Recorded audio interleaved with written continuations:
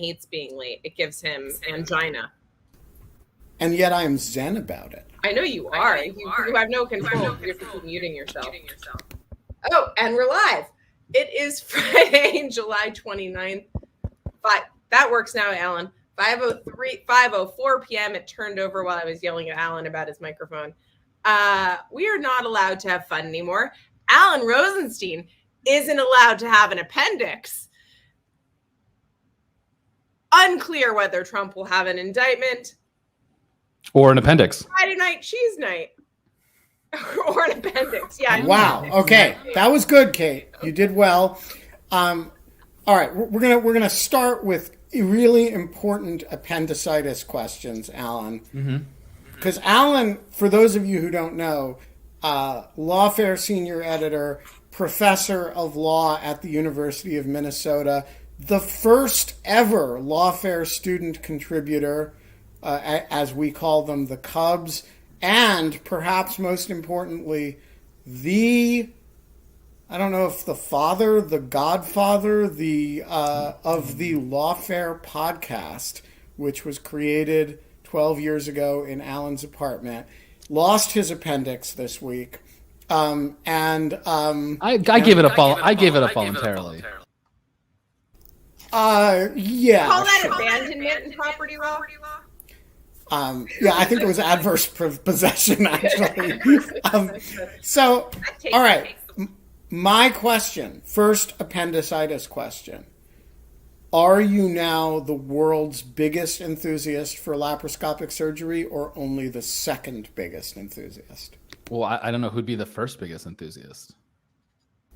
Yeah, Mr. Laparoscope? Oh, maybe. No, I think that the first biggest enthusiast is whichever company designs the little like robots, because they make a lot of money off of it. They're probably the biggest enthusiast, but it is amazing. Like I said on Rational Security, like I wouldn't recommend it like recreationally, like I'm bored on a Friday night, so let's go. but if you need, like, it's a lot better than dying from appendicitis. And it's a lot. What year was I born? 86. And it's a lot better than a full, like a regular appendectomy. I have a friend of mine who got that, and like those are real scars. Whereas here it's just like 3 little holes, and I mean it's funny. It's still. I went to the doctor afterwards, and I was like, "Oh, doctor, I'm still kind of feeling I'm not feeling great, And she's like, "Well, the bowels don't like being poked at, and they filled your abdomen with air, and then they poked at it, and then they cut stuff. So like, it's still abdominal surgery. Like, chill out, wait a week." But still, it's amazing. It's amazing that like you go in and you're home. You go in. It's an hour surgery. You wake up. You're kind of groggy. They give you some pain meds, and then an hour later they're like, "Go home." I'm like, okay, and then you're done. Oh yeah, all right. Excellent. That's like that's awesome. All right, next question.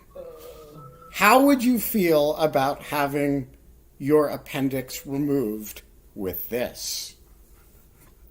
I will say that modern pain control is amazing. I was given some medications that this was my first surgery. So I was given some medications that I have never taken before, and they're amazing, right? Like this stuff, modern pharmacology is, the opioid crisis is real. It's a big problem. I actually understand now, like why the opioid crisis is real. Like this stuff is real good at what it does. Makes you feel real good. So I don't know, like, give me enough stuff and like sharpen that guy up and give him to a good surgeon. I am sure you could do a appendectomy with. Look, I'm sure that's very dull. But I'm sure if you sharpen that up and had I'm not that dull. So when I had this made for Tammy, the swordsman actually asked whether I wanted it sharpened or dull. It's not razor sharp. It won't cut paper, but I could cut a tomato with it. That's sharp. Anything that can cut a tomato can cut people. Fucking tomatoes are mysteriously hard to cut. It's like a well-known fact. So hold on. So you have been decoupled from your appendix. Consciously uncoupled from my consciously appendix. Uncoupled. It's like it's like gooped. Yes, it's like Gwyneth and the Coldplay guy. Yeah. It's yeah, this is really good. I'm dying. But I do have to say that there was this about anesthesia, was that I was walking through the Boston Commons like in 2008, it must have been. And there was this huge statue, and I was like, oh, that must be someone like in the revolution or like a founder or like whatever. No, it was for the person who invented or like discovered the invention of ether. And it was like, and I was like, oh, that's actually like a very good like statue. Like, can I you was imagine like, oh, just how like barbaric medicine? I mean, surgery was butchery. Like surgeon was basically like a 4-letter word for a long time, because even the good ones. Can you just imagine? Well, never mind like almost certain death from infection, but like yeah. So pain and the third appendectomy question, Alan. Now that you've gotten rid of the appendix, what's the next organ you're going to lose? And is it going to be my fault? Yeah, I'm thinking. I mean, what I'm just trying to think. Like, what can you lose without it being like a huge deal? Like, you can lose kidney. a kidney. You can lose a kidney.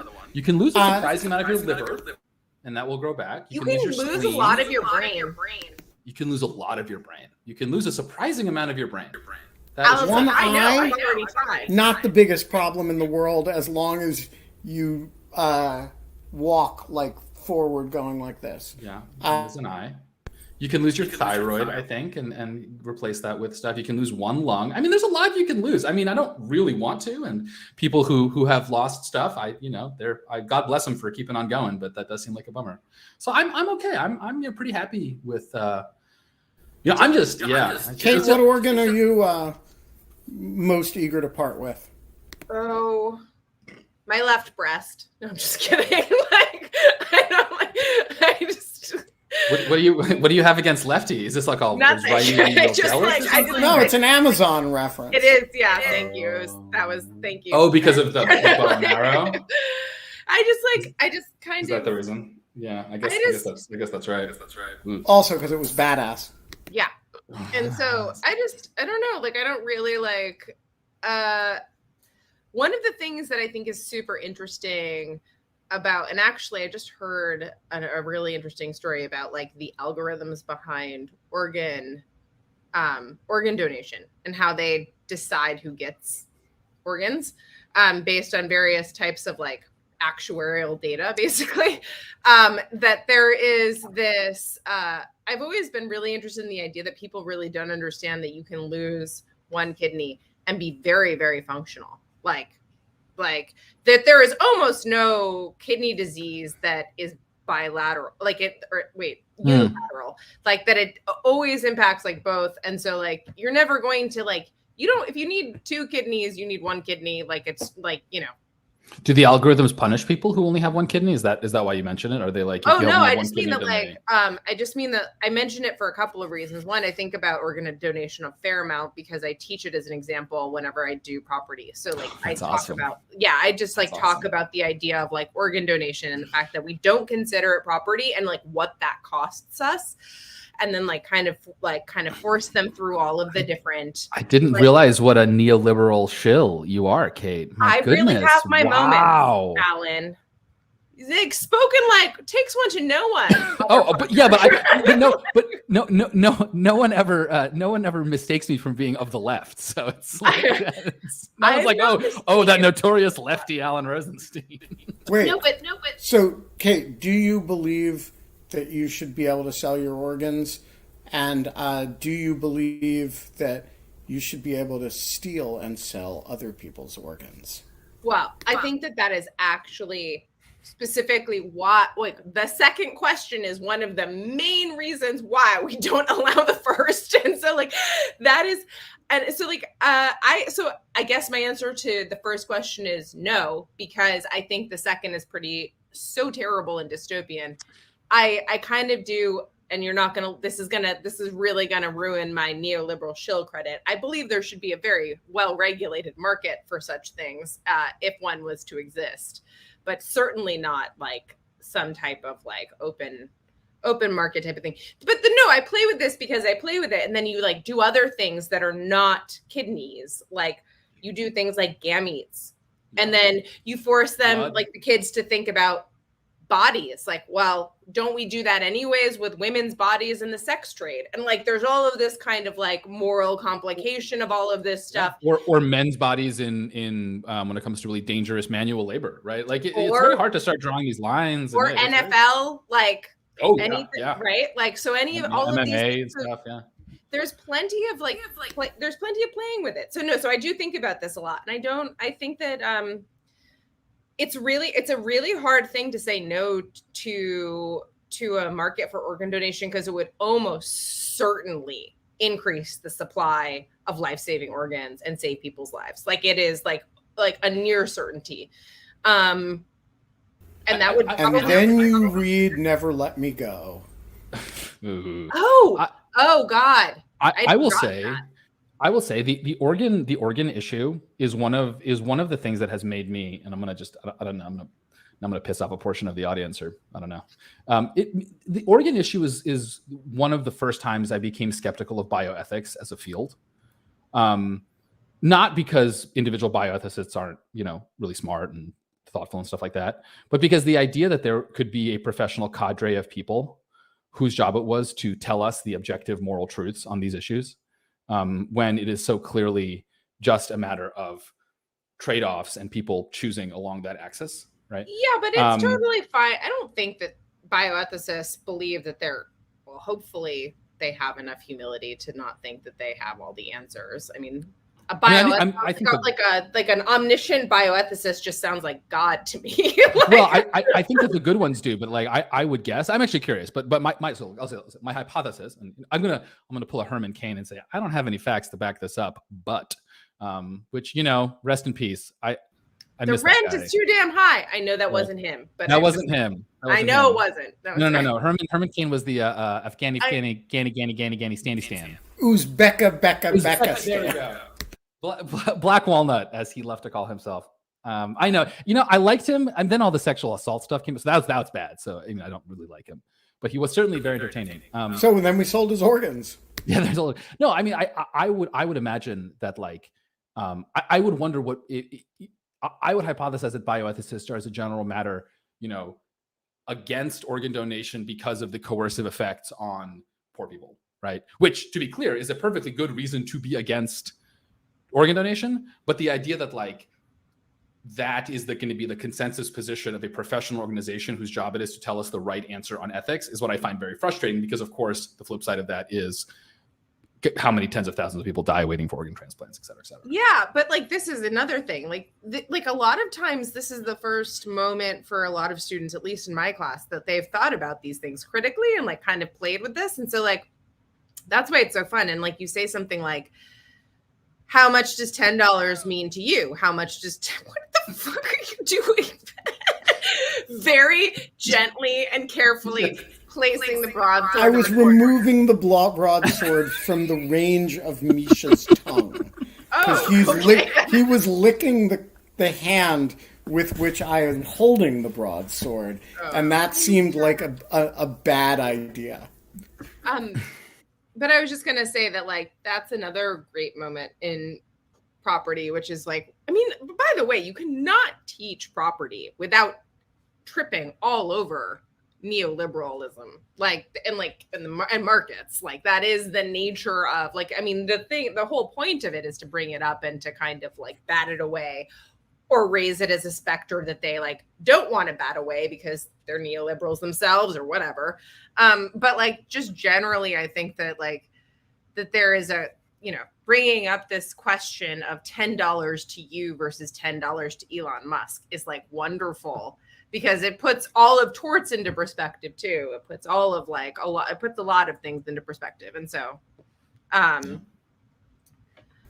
anyways, all of which brings us to the... Oh, by the way, for those who are asking about Never Let Me Go in the Greek chorus, Never Let Me Go is a novel by Kashigo Ishiguro about involuntary organ donation. And clones. It's... there are no clones in it. There are no clones? No, no clones. But it is... it's a lovely novel that starts with, it's like a Hogwarts like memory of this story about a boarding school that kind of has it's a very romantic memory of this boarding school, only instead of finding out that it trains wizards, it's children being raised to harvest their organs.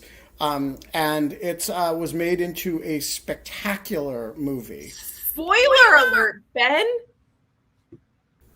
Sorry, we brought it up in the context of a discussion of harvesting organs. I mean, I read that book and saw that movie, and it was more powerful to me than all of Richard Posner's fabulous arguments in favor of good organ markets. So yeah, I'm kind of a hardliner about this stuff, despite the fact that I know it would save lots of people's lives. Oh, you're against it? Against being able to sell organs? Yeah. I mean, other than your appendix, yeah, I don't believe we should be able to sell our organs. I don't know why. I am so surprised. I don't know why, but I totally would have taken you, Ben, for a like cold-hearted utilitarian on this. Pugilism week. That is crazy. This would be fun. How does it feel, Ben, to be personally responsible for the deaths of tens of thousands of people waiting for organ transplants? It feels great because at least I know we won't be raising kids in order to harvest their organs. Insane slippery slope. I can't. Why don't we should have have Anna Lapwood back to do the musical soundtrack on an organ for this debate next time. We see what I did there, Ben? Okay. I love what you did there. I think in fact, maybe we should have Anna Lapwood back often to play the score for Pugilism Week. Just in general, we can have Alan makes his point, dun dun, and then Kate makes her point. You're really for this shit? I mean, wait. So okay, sorry. It depends on what you mean, right? Well, let's draw some I want to actually. So let me curate this discussion. Let's make it. We also need a poll. I know. So the first thing I think we should start with the easy stuff. Do you think that there should be a market for gametes? Basically, just sperm or eggs. Do you think that there should be a market for that? Yeah. Sure. Okay. What about embryos? Sure. Yeah. Okay. I'm sort of for anything that can be created outside the human body. It's really when you need a human. Totally fine with the ears that grow on mice and stuff. No problem. If you're, What about blood and blood plasma, things like that? If my feeling is, if you can grow it outside the human body, it's when you need an Allen to grow your product. You can't grow gametes outside the human body. You need. I'm sorry. Every sperm bank is composed of people who. But the sperm was created inside the human body. The sperm was created inside. It didn't require surgery to remove. It merely required a pleasurable act. So now it's got to be a park.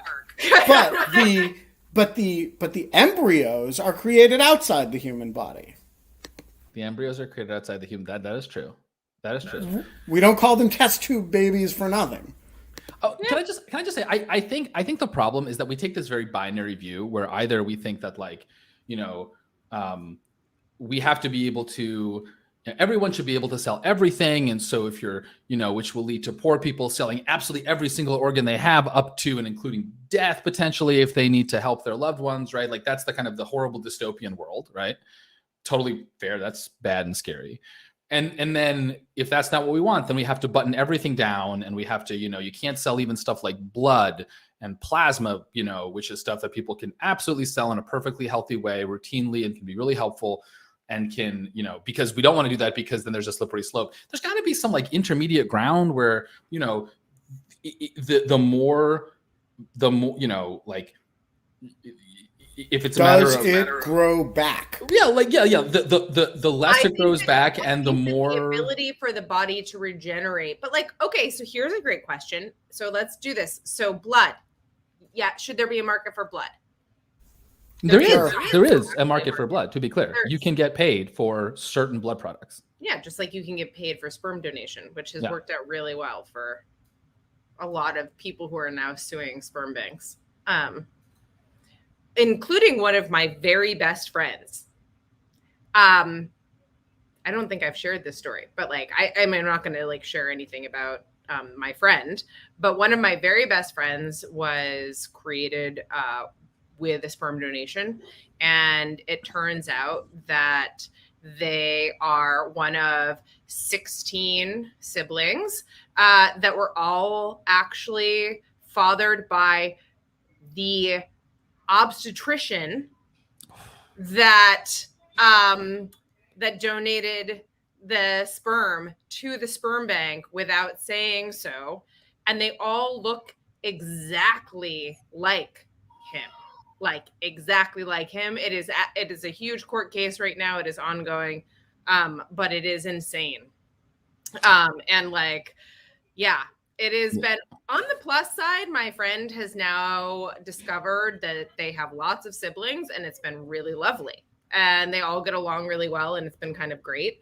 But it is an episode of Law and Order SVU, but it has happened multiple times. This is not like the first time this has happened. It has happened multiple times. Anyways, just kind of putting that out. So the blood. Okay. Now I want to ask it, like, eyes. Should there be a market for eyes? You only need one. Should there be a market for eyes?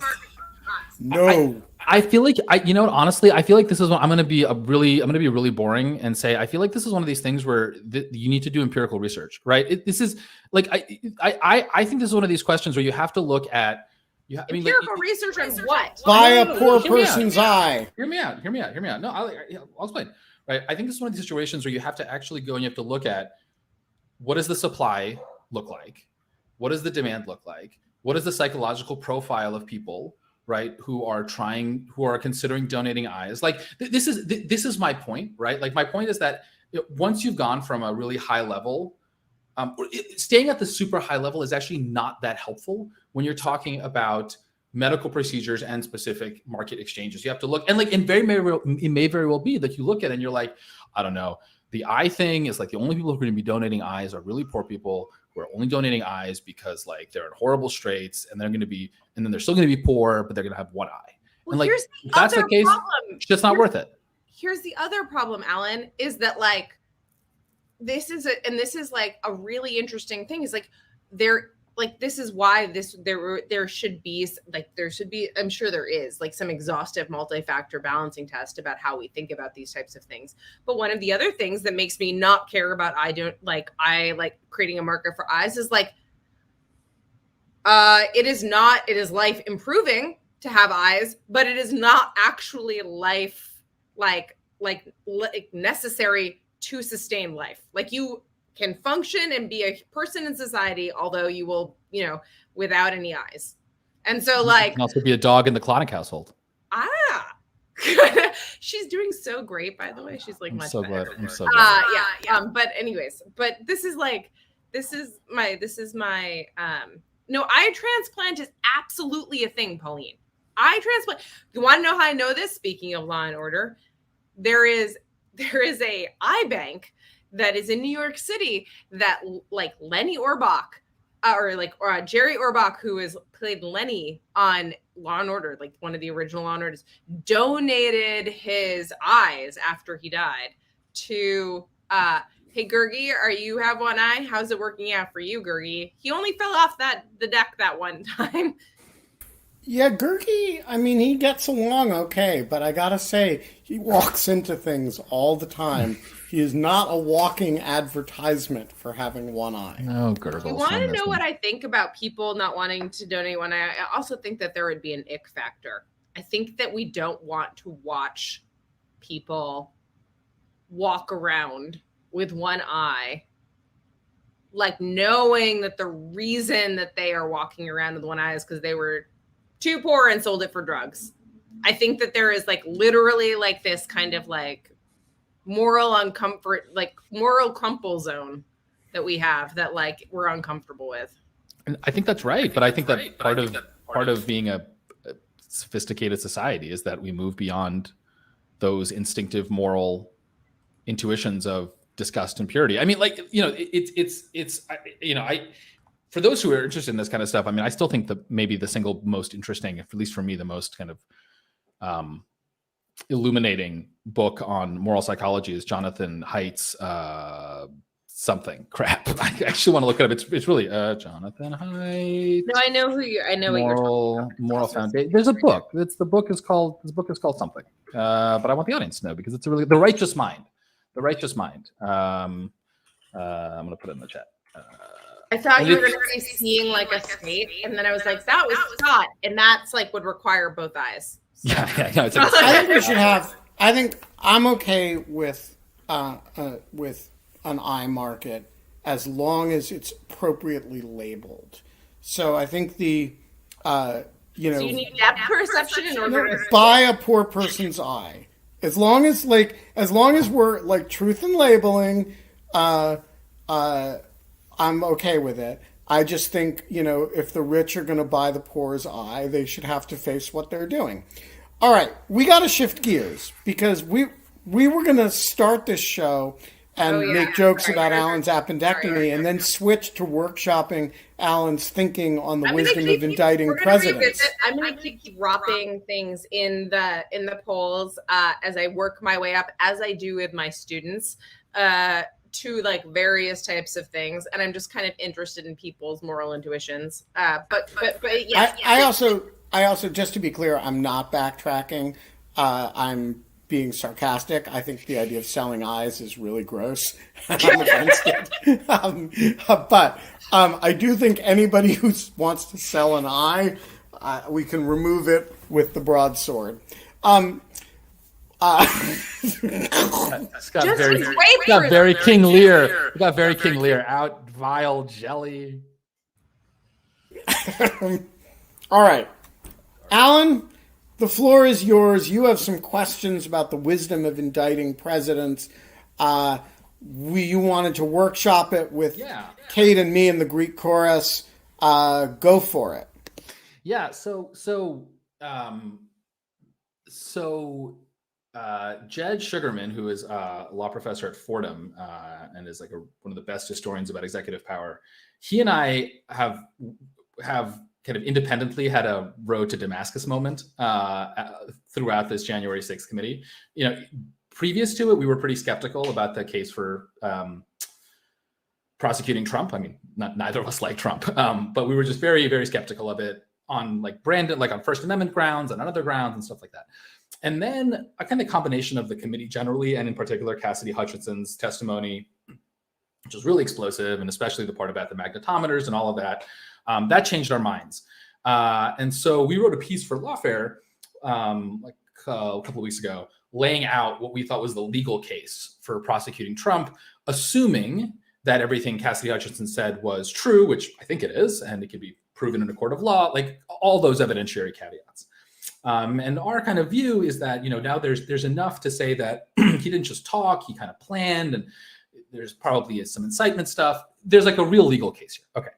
But kind of left somewhat unaddressed by that piece is the question of, but should the Justice Department bring prosecution against Trump? So generally, it's not enough to have a legal and factual case to bring a prosecution. You also have to, as a prosecutor, determine that it is in the interests of justice, which is a very broad term. But it kind of includes all the things you would expect, right? Like, are there other venues for prosecution? Is there some non-prosecutorial alternative to hold the person accountable? You know, what is the government interest, et cetera, et cetera. And, you know, we're now in the process of writing kind of a follow-on piece about the prudential case for prosecuting Trump. And this has become, I think, more relevant in the last week or so as more information has come out about DOJ really ramping up its investigation of Trump and its associates. I still don't think we're going to have anything before the midterms, which I think is probably the right answer. I would guess I have no inside information, but because guesses are fun. I would guess that there will be an indictment and it will be in December. We'll see. I'm just, Why Why December? But Just no. that's a reasonable timeline for Just a press? reasonable. It gives them time. It gives them enough time past the midterms, but it doesn't drag on too long. They also don't want to wait too long until he announces, or at least too far into his announcement. Again, I'm just putting a bet out there because I think it's a fun way to sharpen intuition. So you can invite me back in December, and then you can make fun of me when I'm wrong. So the question is, okay, is that and that has led a bunch of people, right? I mean, if you're a shill for Trump, you think this is all made up, but whatever. That's not who I'm interested in. There are plenty of people who are like very anti-Trump, very principled, nevertheless don't think this is a good idea. And that's a very coherent, respectable position. And we're trying to respond to that. I'm trying to do so thoughtfully. And their view is that, look, Trump did a bad thing. He may have even committed a crime, right? But this is not the way to do it, right? It's a big norm in a democracy not to go after your political opponents, even if they deserve it. This is just going to make him more popular. There's because this case is so, it'd be historic. It'd be the first time in American history this would happen. And really, we just don't really know how the law applies to presidents very well. I mean, it's all going to end up at the Supreme Court. There's a non-negligible chance that the government will lose on any criminal case, and that would be a disaster. That might turn him into a martyr. There are all these reasons not to prosecute Trump. And so what I'm trying to do right now is think through, well, what are the reasons to prosecute Trump? And the ones that I have come up with so far are kind of four. So first is that if your concern is about upholding the rule of law, and your concern is that, well, if you go after Trump, it's going to seem very political. All of Trump's supporters are going to view this as not even the deep state going after Trump, but just the state going after Trump, right? The response to that is, yeah, but there's a certain point at which not going after Trump, given just how public and flagrant his conduct is, undermines confidence in the rule of law from the other side, not just from Democrats, but from, call them normies in the center, right? And this is especially true in a country that has in the United States, that has a very, very punitive criminal legal process, right? I mean, God, we put people in jail for many, many years for nothing, right? I mean, we put people in jail for many years for bad stuff, just, that's its own thing. But like, God, there are people rotting in jail for, God, no good reason except, to be honest, to be poor, to be born poor and black and have made like 2 bad decisions in their lives, right? If we're going to have that system, and then we're not going to go after the kind of flagrant criminality of Donald Trump, that seems like that would undermine rule of law, right? So that's kind of one response. Another response is to say that, and this is related, we have a kind of a parallel proceeding happening in Georgia. And although, again, like the Georgia DA, Fani Willis, who's amazing, Fulton County DA, she's doing what she's supposed to do, and her job is to apply Georgia law and like not to think about the federal case, and Merrick Garland's job is to apply federal law and like not really think about the Georgia case. Nevertheless, I don't think you can ignore those things, because I actually am not convinced that a situation in which the feds don't prosecute Trump, but the Fulton County DA is the one that goes after the former president is actually the right answer. Like, I think Fani Willis is amazing. Like, I really do. I'm so impressed with her. And I think that like, if there are crimes, she should go after them. But ultimately, like, the president of the United States should be prosecuted at the federal level, right? If the issue is federal, like trying to overturn a federal election. So I actually don't think if Merrick Garland doesn't prosecute and Fani Willis does, that's actually much better, even though I suspect in some sense it's probably an easier case in Georgia just because of the details of Georgia's law. The third reason, and then I'll stop talking. No. Keep going. I'm not paying attention. I'm actually very close. I love it. Thank you. Yeah, this is awesome. And then we're going to add to it. Yeah, real lawyers take notes. Real lawyers take notes. And you know what? As they say, I don't even have to hope that there's a tape. There just is a tape of this conversation. So the third issue is, I'm actually not convinced that this is going to turn Trump into a martyr for a number of reasons. I mean, the January 6th committee has clearly harmed Trump's political fortunes. I think there's no question about that. I don't see why an indictment would like suddenly make him seem like a hero, right? I think it would give the rest of the Republican Party even more of an excuse to continue to back away from him, which is we're clearly seeing this. And also, like, indictments are serious. Like, once you are indicted, you can't just say shit constantly, right? You have to, like, you are indicted. You can still obviously campaign for president. Like, there's nothing stopping you from campaigning for president, but your ability to just kind of go constantly half-cocked in the way that Trump does is now substantially limited because there's an indictment hanging over you. So this is not what you say. I have to say, this is not coherent. You started off by saying you have to, like, you won't make Trump a martyr, so you should indict him. And then you said, and indictments are serious and it would shut Trump up. So, like, which is it? What? Well, wait. Why can't that be both? Wait, but that's two separate reasons. But also, they don't, like, necessarily hang together, unless, like, what you're trying to say is that it would not. I think what you're actually trying to say with that third point is that it wouldn't increase it. It would not increase. It would decrease or neutralize Trump's power, which is to say that, like, he would not be able to talk back as much, and he would not be get more of a platform as a martyr. Yes. No, that's exactly right. Sorry. So let me rephrase. My third point is, contrary to what I think a lot of people are worried about, an indictment of Donald Trump will not make him more popular. And it will not make him more popular, both because I think it just won't make him more popular, right? Because in the way that the January 6th committee, right, this witch hunt, quote unquote, right, has also not made him more popular. And in addition, it will force him to shut up, right, on advice of counsel. And the less Trump talks, like, the more he continues to fade away from the scene, right? And then the fourth reason is, and this is kind of, I don't know what it all comes down to. Ultimately, we have no idea, right? No one has any idea what's going to happen, right? This is completely insane. We've never had a president who's tried to do this. This is just completely unprecedented. And so, look, we can argue these hypotheticals about it'll make it more popular, less popular, this, that, rule of law, it'll make people feel better about the justice system, less, we don't know. And I got to say, in situations of such radical uncertainty, I just think you kind of have to go back to your principles if you're an institution. And, like, I think the principle here, the neutral principle, right, as lawyers like to think about, is actually pretty clear, which is that no one is above the law, not even the president of the United States. At the end of the day, it's actually not that complicated, right? And if we are to quote Justice, John Marshall, or maybe it was John Adams, I don't know. Lots of people have said this, right? Governed by laws, not men or people, right? To use the less gendered language, right? Just like he's just a person.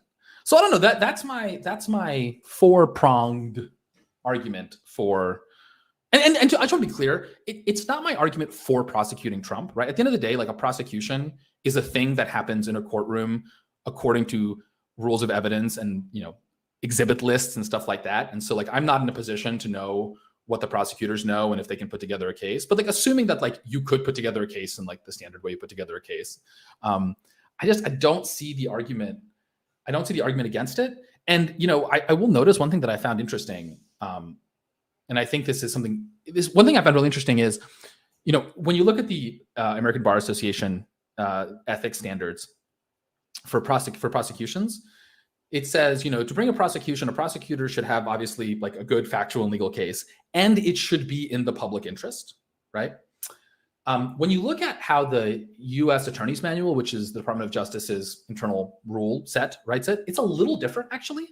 It says the prosecutor should bring a prosecution if they believe that there is a violation of federal law, unless the prosecution would not be in the public interest, there's an alternative avenue, and I don't remember, something else, right?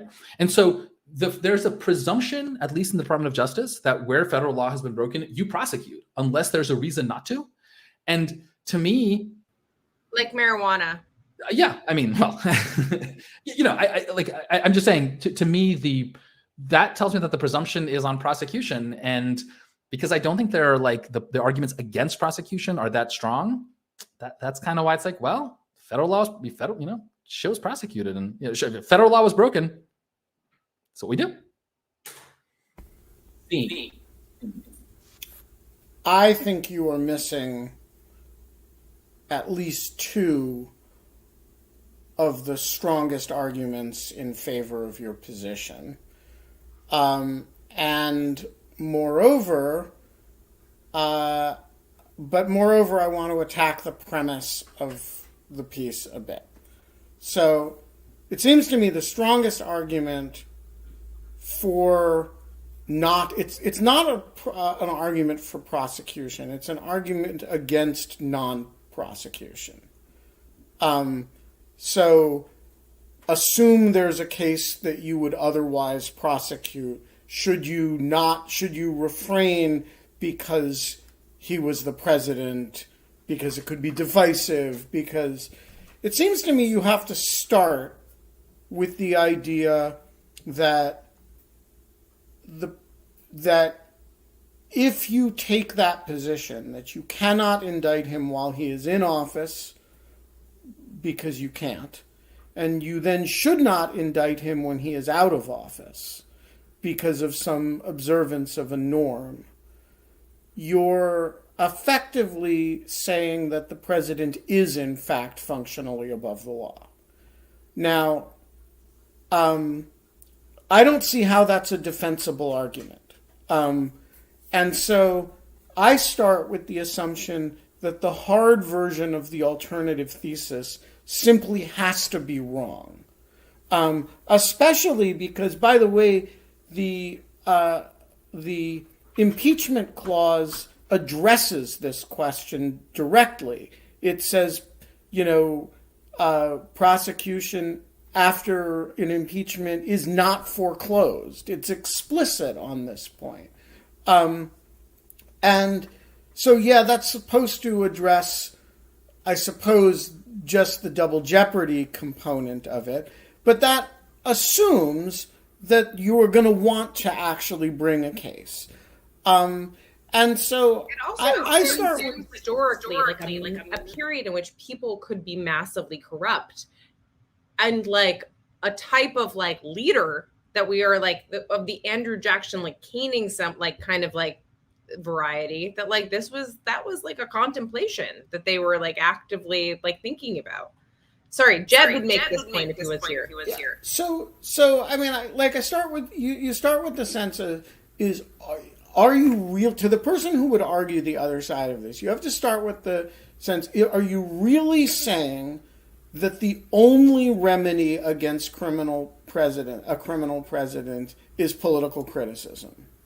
Because remember, civil liability is foreclosed. Nixon v. Fitzgerald says, anything within the four corners of conceivably within the four corners of the president's duties, there's no civil liability. Impeachment is non-punitive. The president can't be indicted while he is in office, and so if what you're saying is he shouldn't be indicted when he's no longer in office, what you're really saying, in defiance of the actual words of the Constitution, what you're really saying is the only remedy against a former president is political. That strikes me as an indefensible proposition on its face. So the second question then is, if that's right, then the question becomes not if you should, but when should you? And what are the circumstances in which it is appropriate to do it?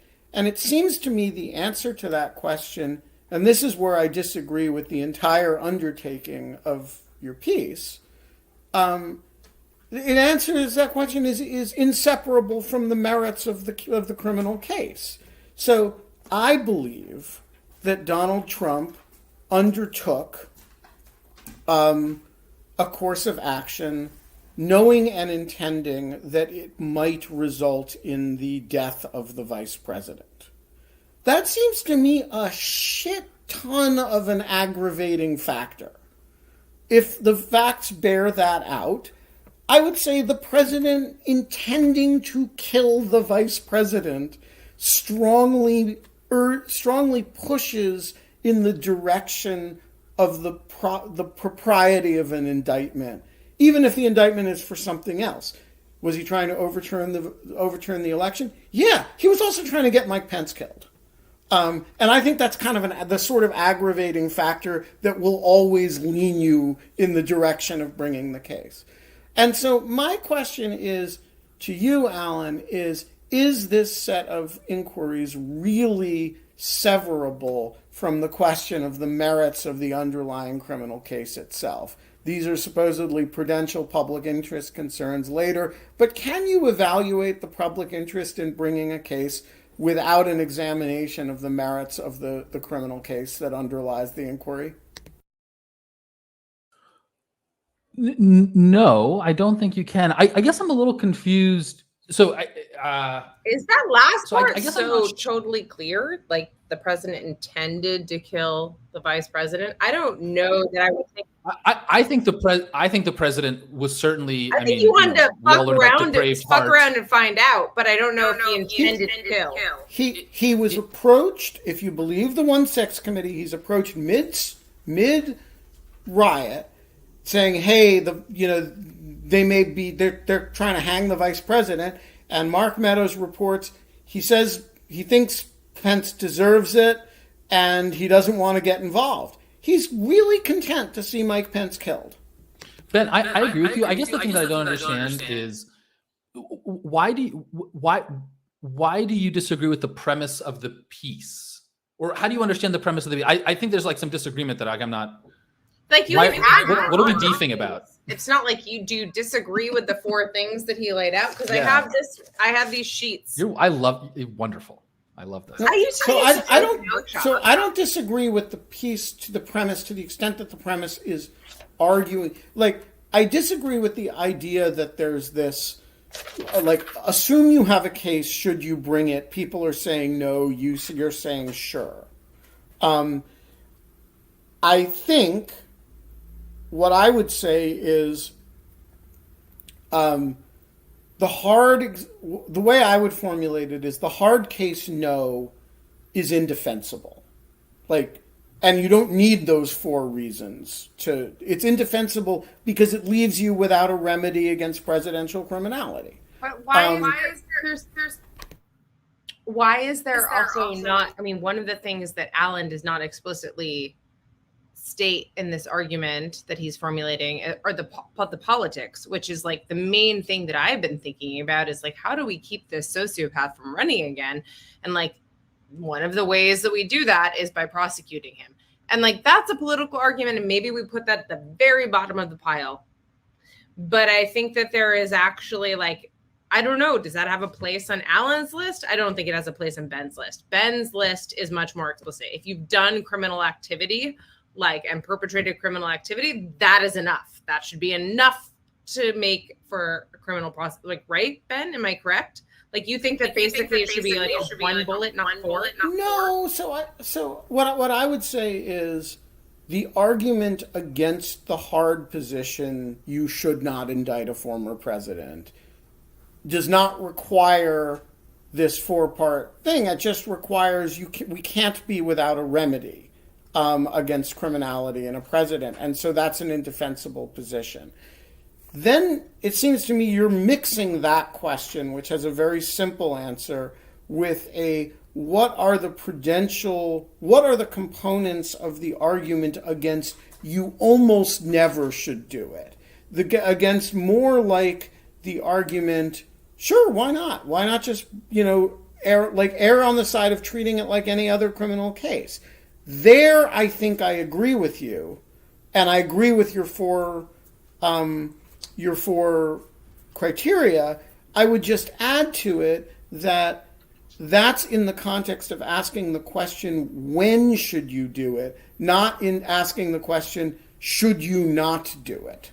I'm not being very articulate, but I think that's the distinction I would make. I would say that a lot of the way that you classified this and was difficult in taking notes was to try to flip it into the positive from you basically like defining things by the negative, by like saying things like we like if the feds don't, the states will. Like that is like legitimately like your second point, I think. And then like the third thing was like an indictment. I had to like phrase it like an indictment would not make, and this was like, would not make Trump more powerful. So like all of the things that you do define this, like that you've kind of like listed Alan, just to like kind of be the arbiter here, are like, I think a little bit by the negative. And I think that Ben is kind of making an interesting affirmative point, which is like, well, the fucker broke the law. Like, he broke the law and he broke criminal law. I mean, what if on January 19th he had murdered and eaten Melania? Would anybody seriously contend, well, we just don't want to go after our political opponents? I mean... Can I just say to three people waiting in the wings, we will get to you in a second. We're probably going to go a few minutes over. Actually, we're not going to go a few minutes over because I have to bolt. So let's go to audience questions as soon as Alan gets the last word here. Okay. Yeah, okay. No, so this is really helpful. Okay, so this is really helpful. So I disagree with you, Ben. I think that no matter how grisly of a hypothetical or how much of a fist banging on the table one does about, well, if the president, are you really saying that if the president did a bad thing, then we should not hold it? Yeah, no, that's exactly what people are saying. And I think that is a completely conceptually defensible position that has to be thought through, right?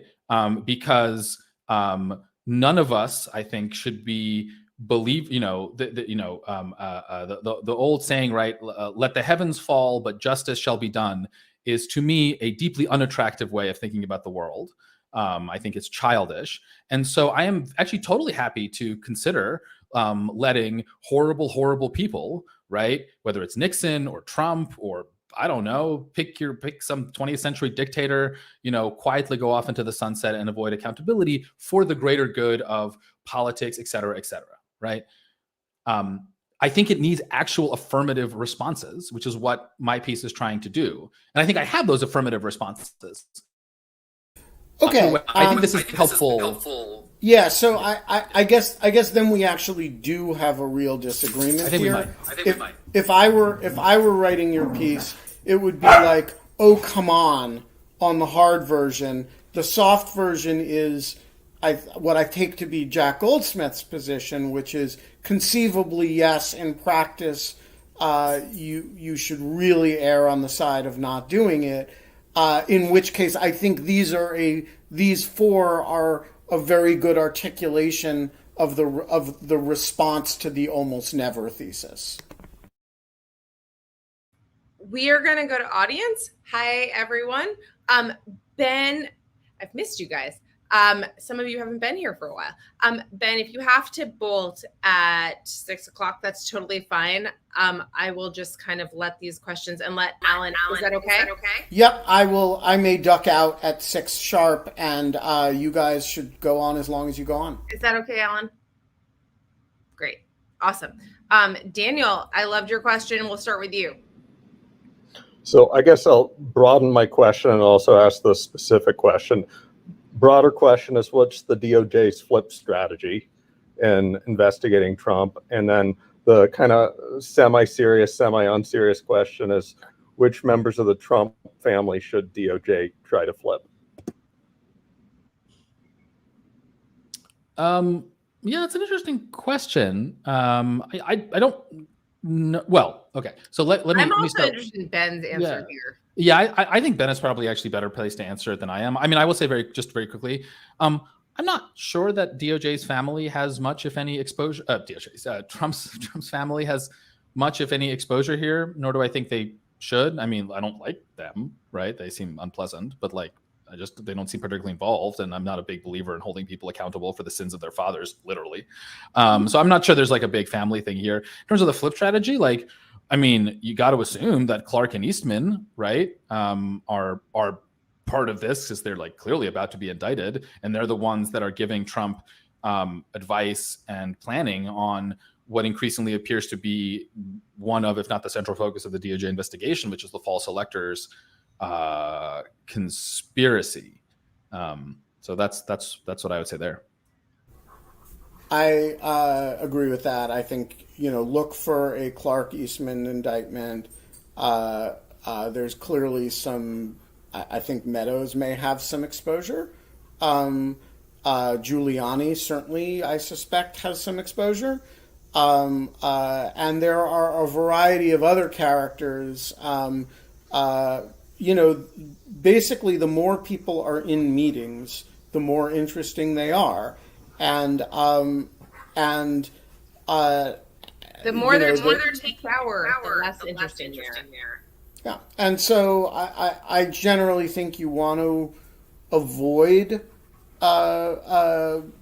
trying to use family members when you can. Obviously, you can't avoid it. You can't use a spouse, but the people closest to Trump in this period are not actually family members. They are the people in the West Wing, which is why a nameless woman named Cassidy, unknown woman named Cassidy Hutchinson turns out to be, the key witness at the committee.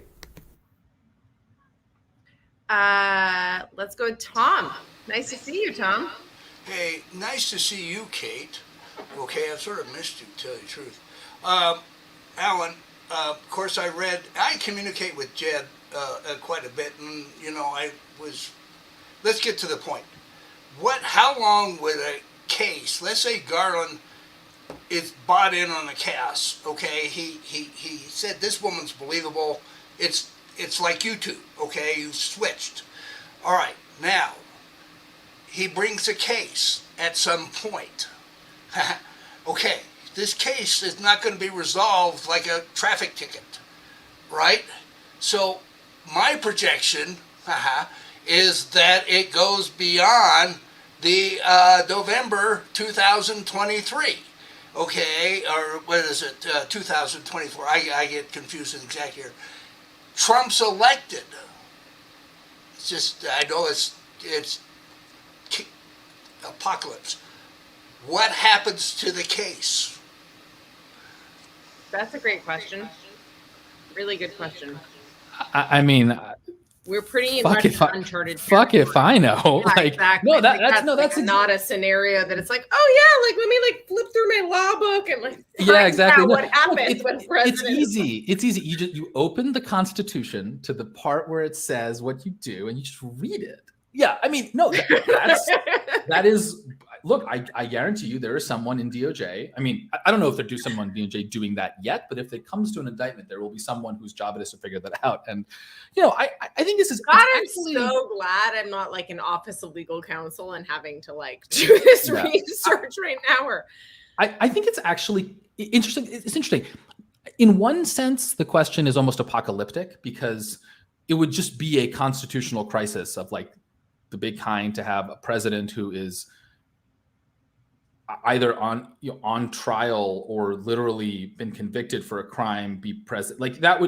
They'd be very bad, right? Just from politics. No, typically when that happens, they get the exactly right. Yeah. I think actually legally, there's actually a fairly simple answer here, which is that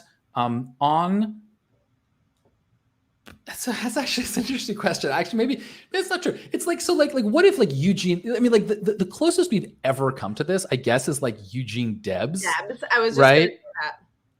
What if Debs, who was running for president while in prison, had won the presidency? What would have happened there? I mean, I think the answer has to be that the president. I think the answer has to be something like becoming president does not automatically get you out of legal trouble, but it does pause whatever legal trouble you are in for the pendency of your. There's a pause button. There's a pause button, right? And that raises this other question of but is that? I mean, that's definitely true for federal law. Would it be true for a state law offense? Yeah, maybe that would be very difficult. Right. I would strongly imagine that it would also be true of state law. Yeah, I think that, yeah. I'm putting my OLC. Although Aaron Burr did avoid the state of New Jersey during the rest of his vice presidency. What the actual fuck? Where did that come from? Yeah. No, I think. Yeah, I mean, I think the meta. I mean. So they're actually and put in the chat, right? Israel is dealing with this too. It should be an interesting issue to look at other jurisdictions, especially parliamentary jurisdictions, where this sort of stuff happens more often, and see how they deal with it.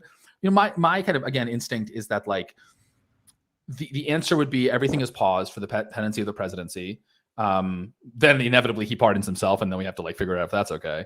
But really, it all comes down to this meta legal question of what at the end of the day is the most important law. And I'm a big fan of, Vox Populi, Vox Dei, right? The voice of the people is the voice of God. And like, my view is that if a democracy elects a criminal, that criminal gets to be the president.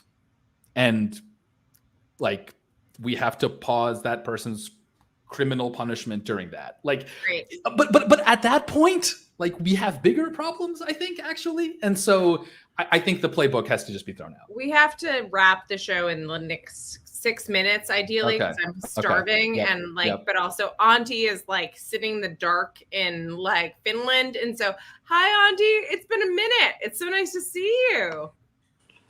You too, guys. It's great to see you. Wait, you're not in the dark, actually. You're in the dark voluntarily because you probably pulled all of your blinds and it's really bright there right now. Yeah. Oh, Okay. Yeah. So, Exactly. like, Oh, sorry, it took me circle. a second. Yeah. And there's Anyways, how are there's a national security component to this as well, because we're practically almost at war with Russia. So I mean, I wouldn't want to be giving out any sort of Godspeed to our friends in Finland. Jesus Christ. Okay. So anyways, so you had a great question and I think we should end with it. Right. So Alan, what do you think are the biggest misconceptions in the public debate about possibly prosecuting or indicting the former president? I think the biggest misconception, and here I will associate myself with Ben Wittes's views on this and the kind of recent piece he put on Lawfare, is that this stuff takes forever. It just takes a long time. Criminal indictments are incredibly complicated. They take a long time. It is not a matter of finding a witness and putting them in a congressional hearing and having them say stuff. And none of this is to criticize in any way the hearings. They're amazing. They're doing an amazing job, and they're doing it rigorously and seriously and soberly. But take that level of effort and proof and then raise it by an order of magnitude or two. And that is how a criminal trial works, right? That is what beyond a reasonable doubt means. And so I think this is why similarly was like, Ben, I really don't think that there is like this clear-cut criminal case that maybe you think that there is. Also, the intention without some type of overt action is not enough to indict in the criminal court. There is no inchoate like just thinking about murdering something, even expressing it, even when you're the president, it's not. Well, when you're the president, it's not clear. But that gets into conspiracy. But the point is, even putting aside all the very correct caveats that Kate has just mentioned, it's just that like, even if you have a quote unquote straightforward case, this just takes a lot of time. And so I think what you're seeing, and I think we're actually seeing this right now, like people are going to be really grumpy when for how long this has taken. And if there is an indictment, which there will be, right? Like that'll all be forgotten, right? And we will be very happy that it took DOJ 2 years to put together literally the most important criminal prosecution in American history, right? Like no exaggeration. I really wish that I could fast forward 100 years and be teaching this in high school. I'd like to know how it ends personally. I mean, I'm that's dying of suspense. But like, I actually I would love to know how it ends. Can you imagine like teaching about like people like Charles Sumner being caning someone on the floor of and then being like, and then 200 years later, there was an insurrection at the house. I'm like, oh, remember that time the Capitol burned? And we look at it, and like now it's like, okay, like this is just like a thing that happens. Yeah. Okay. I mean, anyways, I want to have one more moment and pour one out for your appendix. There we go. I'm really sorry for taking you to that Vietnamese restaurant. Really, again, the guilt is strong with you, Kate, but I just don't think it was your fault. I'm like fairly confident. It's in a car somewhere. I'm gonna go ahead and like take that down. But there is Ben, are you there? Okay. So anyways, like I am here. okay, good. What about it? I blinked out for a second. Why were you asking whether I was here? Because you suddenly came on screen because your camera came alive on your phone. Oh, that's because I'm not sure why. It just happened. Okay. I actually I have to go meet somebody, but I kept it on because I was listening to you guys because the conversation was. It was a very good conversation. And I thought Jim McGuckin's question was fascinating, and I thought Auntie's question was fascinating. And by the way, I completely agree with Alan's answer to Jim's question. What happens to the criminal case is the new president gets inaugurated, and he will have campaigned on dismissing his own case. Yeah. So in fact, the case goes away, and that's under those grotesquely illegitimate conditions. That's legitimate. I think that's 100% correct, Ben. That's like 100% correct. I actually really like the injection of the fact that he's campaigned on it, because I don't think no one said that, and I think that's a great. That's a good point. Yeah, it is. It becomes a referendum, obviously, on the case.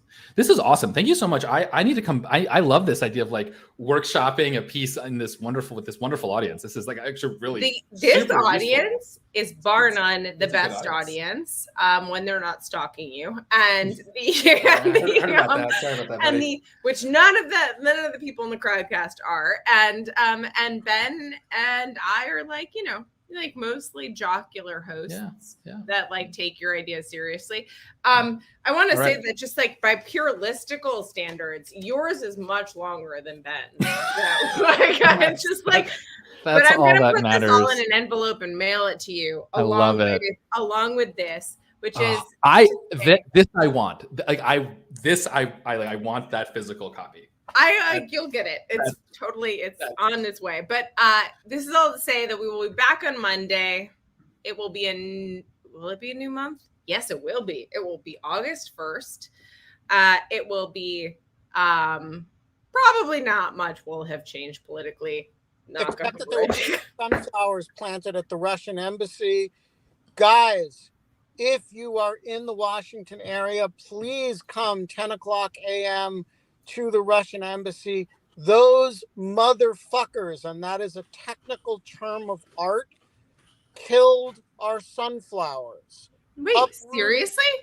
Yes, uprooted every single one of them, and revenge is happening on Sunday. We are planting we are encircling the entire Russian embassy in sunflowers. It's going to be a lot of work. We're going to need a lot of bodies, a lot of sunflower seeds. So come if you're in the Washington area, or if you're in a city that happens to have a Russian consulate. I'm looking at you, Vancouver, British Columbia. Go plant sunflowers. Okay, awesome. That is a great thing to. Alan, thank you for being here. Thanks to everyone for indulging my discussion about organs and the physicality of bodies and markets. And thank you for this incredibly rich discussion about the presidential indictment. This show, man, it is like my blood, my life force, my left eyeball. We will be back on Monday. And until then, we're not allowed to have fun anymore, but we're not allowed